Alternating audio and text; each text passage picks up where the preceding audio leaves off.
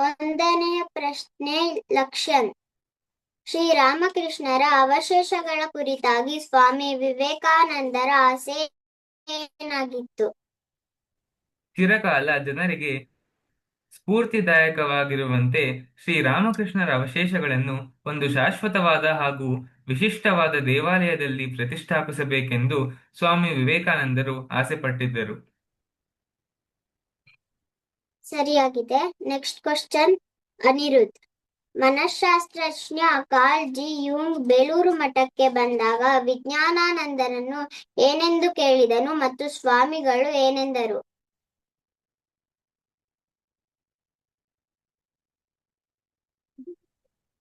1938ರ ಆದಿಭಾಗದಲ್ಲಿ ಪ್ರಸಿದ್ಧ ಪಾಶ್ಚಾತ್ಯ ಮನಃಶಾಸ್ತ್ರಜ್ಞ Carl G Jung Belur ಮಠಕ್ಕೆ ಬಂದನು. ಅವನು ವಿಜ್ಞಾನಾನಂದರನ್ನು ಈ ದೇವಾಲಯ ಕಟ್ಟುವ ಕಲ್ಪನೆಯನ್ನು ನಿಮಗೆ ಸ್ವಾಮಿ ವಿವೇಕಾನಂದರು ಕೊಟ್ಟರೆ ಎಂದು ಕೇಳಿದನು. ಸ್ವಾಮಿಗಳು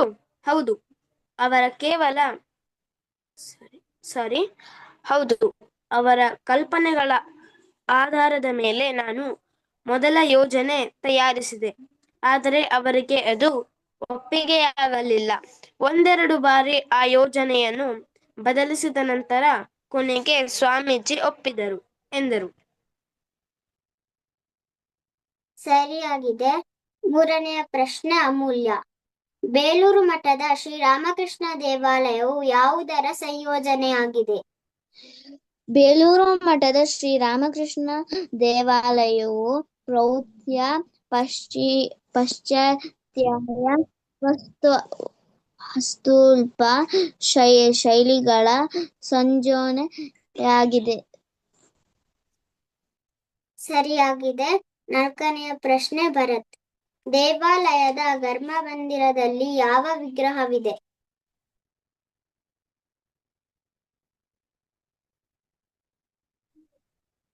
ಗರ್ಭಮಂದಿರದಲ್ಲಿ ಅಮೃತಶಿಲೆಯ ಹಾಸಿನ ಮೇಲೆ ಎಲ್ಲರಿಗೂ ಪರಿಚಯವಿರುವ ಶ್ರೀರಾಮಕೃಷ್ಣರ ಕುಳಿತಿರುವ ಸಮಾಧಿ ಸ್ಥಿತಿಯ ಇಟಾಲಿಯನ್ ಅಮೃತಶಿಲಾ ವಿಗ್ರಹವಿದೆ. ಸರಿಯಾಗಿದೆ. ಐದನೆಯ ಪ್ರಶ್ನೆ ಉತ್ತಮ್. ವಿಜ್ಞಾನಾನಂದರು ತಮ್ಮ ಸೇವಕನಿಗೆ ಏನೆಂದು ಹೇಳಿದರು?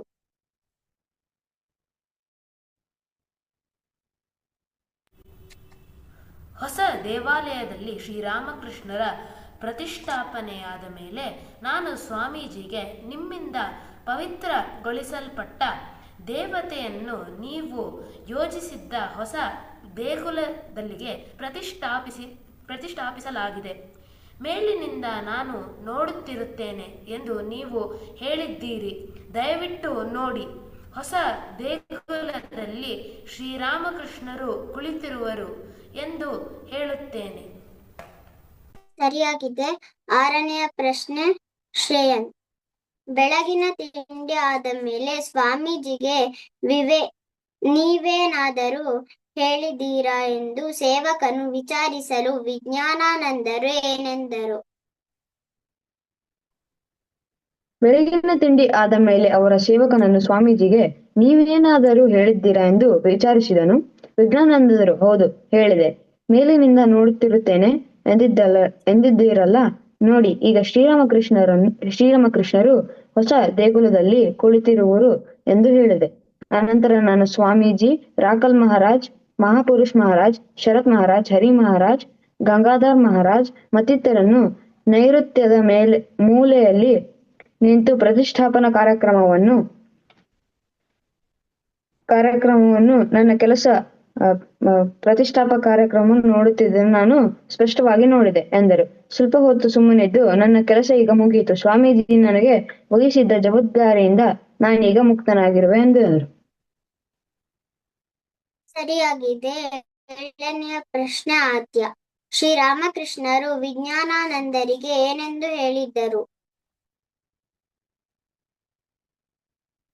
ನಾನು ಸ್ವಾಮೀಜಿ, ರಾಖಲ್ ಮಹಾರಾಜ್, ಮಹಾಪುರುಷ ಮಹಾರಾಜ್, ಶರತ್ ಮಹಾರಾಜ್, ಹರಿ ಮಹಾರಾಜ್, ಗಂಗಾಧರ ಮಹಾರಾಜ್ ಮತ್ತಿತರರು ನೈಋತ್ಯದ ಮೂಲೆಯಲ್ಲಿ ನಿಂತು ಪ್ರತಿಷ್ಠಾಪನಾ ಕಾರ್ಯಕ್ರಮವನ್ನು ನೋಡುತ್ತಿದ್ದನು ನೋಡು ನೋಡುತ್ತಿದ್ದುದನ್ನು ನಾನು ಸ್ಪಷ್ಟವಾಗಿ ನೋಡಿದೆ ಎಂದರು.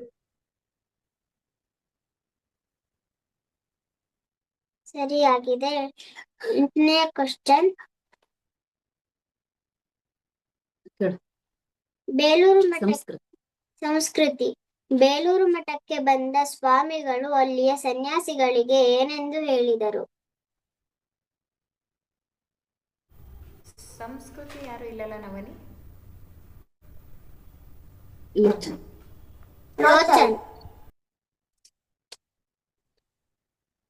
ಅಲ್ಲಿಯ ಸನ್ಯಾಸಿಗಳಿಗೆ ದಯವಿಟ್ಟು ಅಧ್ಯಕ್ಷ ಸ್ಥಾನಕ್ಕೆ ಇನ್ನೊಬ್ಬರನ್ನು ಆರಿಸಿರಿ. ನನ್ನ ಆರೋಗ್ಯ ಸ್ಥಿತಿಯಲ್ಲಿ ನಾನು ಇನ್ನೊಮ್ಮೆ ಇಲ್ಲಿಗೆ ಬರಲು ಸಾಧ್ಯವಾಗಲಾರದು ಎಂದು ಹೇಳಿದರು. ಸರಿಯಾಗಿದೆ. 9ನೇ ಕ್ವಶನ್. ಲಕ್ಷಣ್. ಉತ್ತಮ ವೈದ್ಯರ ಹುಡುಕಾಟದಲ್ಲಿದ್ದಾಗ ವಿಜ್ಞಾನಾನಂದರು ಏನೆಂದರು? ಲೋಚನ್ ಲಕ್ಷಣ್ ಒಬ್ರೆ. ನೆಕ್ಸ್ಟ್ ಬೇರೆ ಕೇಳ್ಬೋದು ಯಾಕಂದ್ರೆ. ಉತ್ತಮ.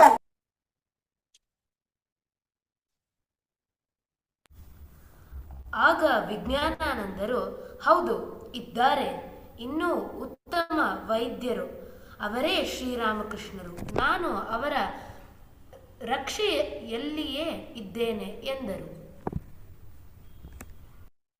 ಸರಿಯಾಗಿದೆ. Next question. ಭರತ್. ವಿಜ್ಞಾನಾನಂದರು ಒಂದು ದಿನ ಭಕ್ತನೊಬ್ಬನೊಂದಿಗೆ ತಮಾಷೆಯಾಗಿ ಏನೆಂದು ಹೇಳಿದರು? ಒಂದು ದಿನ ಅವರು ಭಕ್ತನೊಬ್ಬನೊಂದಿಗೆ ತಮಾಷೆಯಾಗಿ ಹೇಳಿದರು, ರಾಮ್ ಶಬ್ದದ ಅರ್ಥ ನಿನಗೆ ಗೊತ್ತೇ?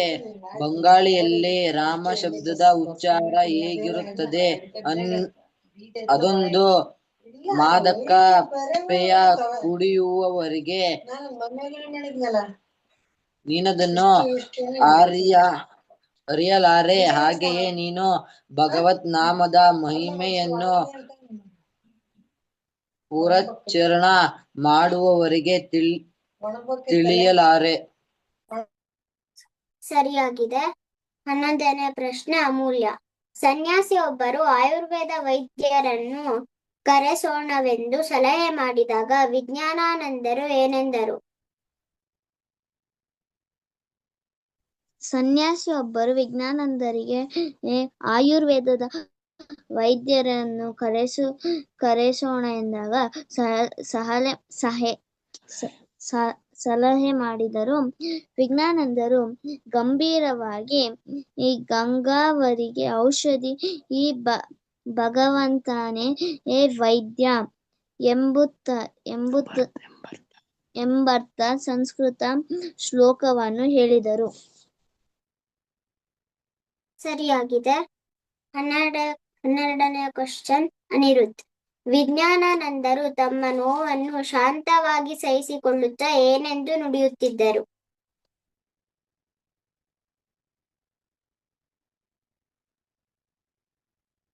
ಶಾಂತವಾಗಿ ತಮ್ಮ ನೋವನ್ನು ಸಹಿಸಿಕೊಳ್ಳುತ್ತಾ ಆಗಿಂದಾಗೆ, ತಾಯಿ, ಹೇ ತಾಯಿ ಎಂದು, ಗುರುವೇ ನಾವೆನ್ನು ಹೋಗೋಣ ಎಂತಲೋ ಸಣ್ಣದಾಗಿ ನುಡಿಯುತ್ತಿದ್ದರು. ಸರಿಯಾಗಿದೆ. 13ನೇ ಪ್ರಶ್ನೆ. ಆದ್ಯ. ವಿಜ್ಞಾನಾನಂದರು ಯಾವಾಗ ಪ್ರಾಣತ್ಯಾಗ ಮಾಡಿದರು?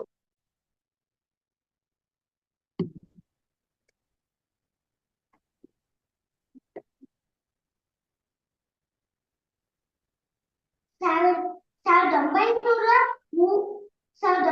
1938 ಏಪ್ರಿಲ್ 25ರಂದು ಸೋಮವಾರ ಮಧ್ಯಾಹ್ನ 3:20ಕ್ಕೆ ದೇಹತ್ಯಾಗ ಮಾಡಿದಾಗ ವಿಜ್ಞಾನಾನಂದರ ಮುಖ ದಿವ್ಯಾನಂದದಿಂದ ತುಂಬಿ ತುಳುಕುತ್ತಿತ್ತು.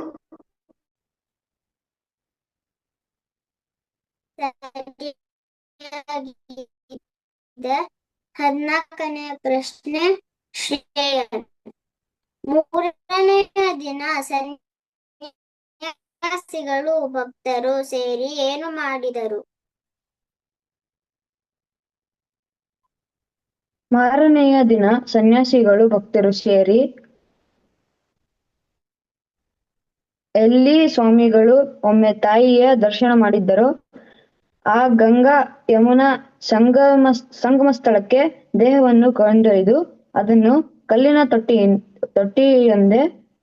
ತೊಟ್ಟಿಯೊಂದರೊಳಗೆ ಇರಿಸಿ ಅನಂತರ ಅದನ್ನು ಪುಣ್ಯಜಲದಲ್ಲಿ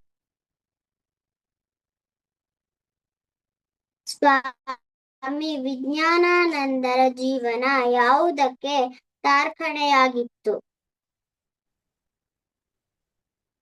ಸ್ವಾಮಿ ವಿಜ್ಞಾನಾನಂದರ ಜೀವನ ದೇವರು ಭ್ರಮೆಯಲ್ಲವೆಂಬುದಕ್ಕೆ,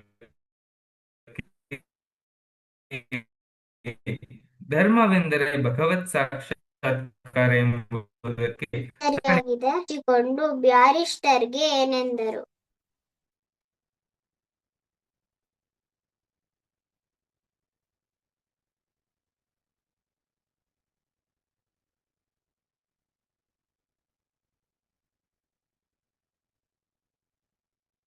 ಎಷ್ಟನೇ ಕ್ವಶನ್? 16.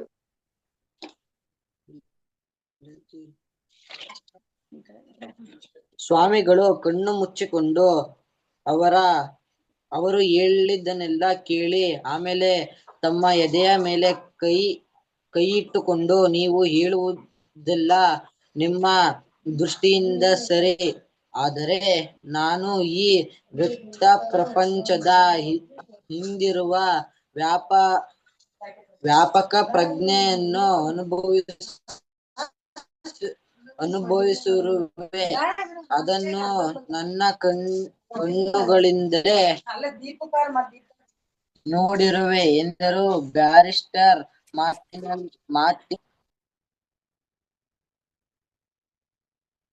ಸರಿಯಾಗಿದೆ. 17ನೇ ಕ್ವಶನ್ ಅನಿರುದ್ಧ್.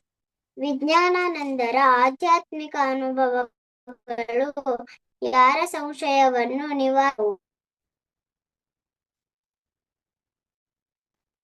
ಅವರ ಆಧ್ಯಾತ್ಮಿಕ ಅನುಭವಗಳು ನಿರೀಶ್ವರವಾದಿಗಳ ಆಗ್ನೇಯವಾದಿಗಳ ಸಂಶಯಗಳನ್ನು ನಿವಾರಿಸಿದವು. ಸರಿಯಾಗಿದೆ. 18ನೇ ಕ್ವಶನ್, ನೀವೀಗಲೂ ಶ್ರೀರಾಮಕೃಷ್ಣರನ್ನು ಕಾಣುತ್ತಿರುವಿರಾ ಎಂದಾಗ ವಿಜ್ಞಾನಾನಂದರು ಏನೆಂದು ಉತ್ತರಿಸಿದರು?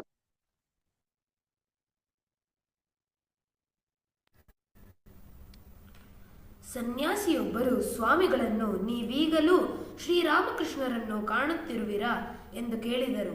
ಆಗ ಸ್ವಾಮಿ ವಿಜ್ಞಾನಾನಂದರು ಶ್ರೀರಾಮಕೃಷ್ಣರ ಭಾವಚಿತ್ರವೊಂದನ್ನು ತೋರಿಸಿ, ಶ್ರೀರಾಮಕೃಷ್ಣರು ಅಲ್ಲಿರುವರು, ಅವರು ಯಾವಾಗಲೂ ನನ್ನ ಬಳಿಯೇ ಇರುವರು, ಅವಶ್ಯಕವಾದಾಗೆಲ್ಲ ನಾನು ಅವರನ್ನು ನೋಡುತ್ತೇನೆ, ಅವರೇ ನನ್ನನ್ನು ಮುನ್ನಡೆಸುತ್ತಿರುವವರು ಎಂದು ಉತ್ತರ ಕೊಟ್ಟರು. ಸರಿಯಾಗಿದೆ. ನೆಕ್ಸ್ಟ್ ಕ್ವಶನ್ ಆದ್ಯ. ಸ್ವಾಮಿಗಳ ಕೊನೆ ಸನ್ನಿಹಿತವಾಗಿದೆ ಎಂದು ತಿಳಿದ ಸನ್ಯಾಸಿಗಳು ಏನು ಮಾಡಿದರು? ಎಷ್ಟನೇ ಕ್ವಶನ್? 19. ಸೇವಕರು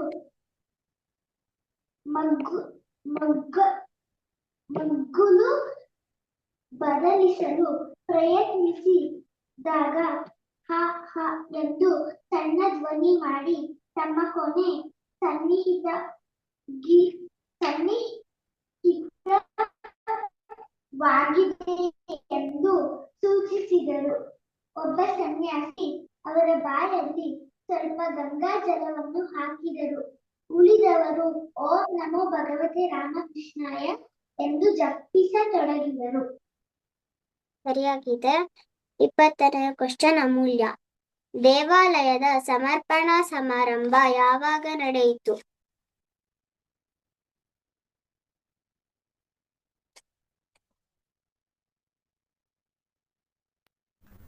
ಅಮೂಲ್ಯ ಇದೆಯಾ? ಅಮೂಲ್ಯ,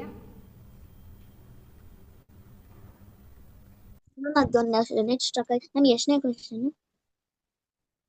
20. ಮ್ಯಾಮ್ ಸಿಕ್ಕಿಲ್ಲ 20. ಲೋಚನ್.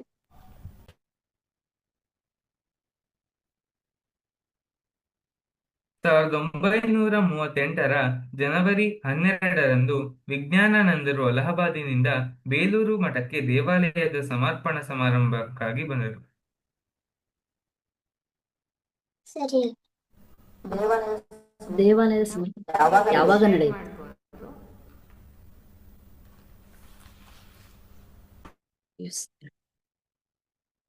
ಜಯರಾಮ್ ಕೃಷ್ಣ. ಸ್ವಾಮಿ ವಿವೇಕಾನಂದರು ಜಗತ್ತಿನ ಎಲ್ಲಾ ಜನರಿಗೆ ಸ್ಫೂರ್ತಿಯಾಗುವಂತೆ ಶ್ರೀರಾಮಕೃಷ್ಣರ ಅವಶೇಷಗಳನ್ನು ಶಾಶ್ವತವಾಗಿ ಒಂದು ದೇವಾಲಯದಲ್ಲಿ ಪ್ರತಿಷ್ಠಾಪಿಸಿ ಇಡಬೇಕೆಂದು ಆಸೆಪಟ್ಟಿದ್ದರು. ಅವರ ಆಸೆಯಂತೆ ಶಿವಾನಂದರು ದೇವಾಲಯದ ಶಿಲಾನ್ಯಾಸ ಮಾಡಿದರು. ಅನಾರೋಗ್ಯದ ನಡುವೆಯೇ ವಿಜ್ಞಾನಾನಂದರು ದೇವಾಲಯದ ಸಮರ್ಪಣಾ ಸಮಾರಂಭವನ್ನು ನೆರವೇರಿಸಿ ಸ್ವಾಮೀಜಿ ಅವರಿಗೆ ನೀಡಿದ್ದ ಜವಾಬ್ದಾರಿಯಿಂದ ಮುಕ್ತರಾದರು. ಶ್ರೀರಾಮಕೃಷ್ಣರು ವಿಜ್ಞಾನಾನಂದರಿಗೆ, ನೀನು ಜಗನ್ಮಾತೆಗೆ ಸೇರಿದವನು, ಆಕೆಗಾಗಿ ತುಂಬಾ ಕೆಲಸ ಮಾಡಬೇಕಾಗುತ್ತದೆ ಎಂದು ಹೇಳಿದರು. ಅದರಂತೆ ಅವರು ನಡೆದಿದ್ದರು ಕೂಡ. ಅವರು ತಮ್ಮ ತ್ಯಾಗ ಹಾಗೂ ಶುದ್ಧತೆಗಳಿಂದ ತುಂಬಿದ ಉದಾತ್ತ ಜೀವನದ ಮೂಲಕ ಕಲಿಸಿದರು, ಸ್ಫೂರ್ತಿಯನ್ನಿತ್ತರು. ಅವರಿಗೆ ಗಂಭೀರ ಆರೋಗ್ಯ ಸಮಸ್ಯೆ ಎದುರಾದಾಗ ನನಗೆ ವೈದ್ಯರುಗಳಲ್ಲಿ ನಂಬಿಕೆಯೇ ಉಳಿದಿಲ್ಲ ಎಂದು ಬಿಟ್ಟರು. ಶ್ರೀರಾಮಕೃಷ್ಣರನ್ನೇ ಉತ್ತಮ ವೈದ್ಯರೆಂದು ನಂಬಿದ್ದ ಅವರು ನಾನು ಅವರ ರಕ್ಷೆಯಲ್ಲೇ ಇದ್ದೇನೆ ಎನ್ನುತ್ತಿದ್ದರು. ಅವರಿಗೆ ಗಂಗಾವರಿಯೇ ಔಷಧ, ಭಗವಂತನೇ ವೈದ್ಯ. ತುಂಬಾ ನೋವಾದಾಗ ಹೇ ತಾಯಿ ಗುರುವೆ, ನಾವಿನ್ನು ಹೋಗೋಣ ಎಂದು ಸಣ್ಣದಾಗಿ ನುಡಿಯುತ್ತಿದ್ದರು. ಅವರ ಶರೀರದಲ್ಲಿ ಸ್ವಲ್ಪವಾದರೂ ಶಕ್ತಿ ಇರುವವರೆಗೆ ನಾನು ಶ್ರೀ ಗುರುವಿನ ಹೆಸರನ್ನು ಕೊಡುತ್ತಿರುತ್ತೇನೆ ಎನ್ನುತ್ತಿದ್ದರು. ಅವರು ಸಾವಿನ ಅಂಚಿನಲ್ಲಿರುವಾಗ ಭಕ್ತನೊಬ್ಬ ಅಸ್ಸಾಂನಿಂದ ಮಂತ್ರದೀಕ್ಷೆಗಾಗಿ ಬಂದನು. ಅವರು ತಕ್ಷಣವೇ ಕುರ್ಚಿಯೊಂದರಲ್ಲಿ ಕುಳಿತು ಅವನಿಗೆ ದೀಕ್ಷೆ ಕೊಟ್ಟು ಬಿಟ್ಟರು. ದೇವರು ಭ್ರಮೆಯಲ್ಲವೆಂದು ಅವರು ಸಾಬೀತು ಮಾಡಿದ್ದರು. ವ್ಯಕ್ತ ಪ್ರಪಂಚದ ಹಿಂದಿರುವ ವ್ಯಾಪಕ ಪ್ರಜ್ಞೆಯನ್ನು ಅನುಭವಿಸಿ ಅದನ್ನು ಅವರ ಕಣ್ಣುಗಳಿಂದಲೇ ನೋಡಿರುವ ಅವರು 1938 ಏಪ್ರಿಲ್ 25ರಂದು ಸೋಮವಾರ ಮಧ್ಯಾಹ್ನ 3:20ಕ್ಕೆ ದೇಹತ್ಯಾಗ ಮಾಡಿದರು. ಜಯರಾಮ್ ಕೃಷ್ಣ.